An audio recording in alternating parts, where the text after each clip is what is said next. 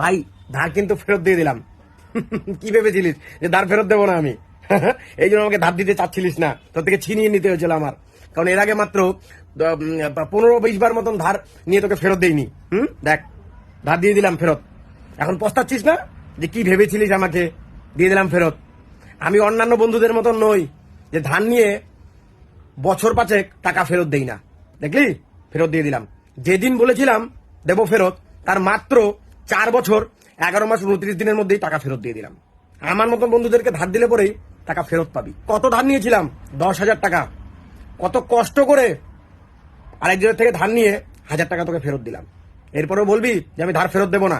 আর তোর একটা জিনিস আমার খুব ভালো লেগেছে, তুই আমাকে ধার দিয়ে তুই একবার আমাকে ফোন করিসনি। কারণ তুই জানতিস কোথাও না কোথাও যে 15-20 বার আমার থেকে ধার নিয়ে ফেরত দেয়নি, টাকা থেকে আর লাভ হবে না ফোন করেও। তাই ফোনও করিস। এই কয়েক বছর অনেকবার ফোন করেছি। ফোন করেছিলিস? 5,000 বার ফোন করেছি। 5,000 বার? ও,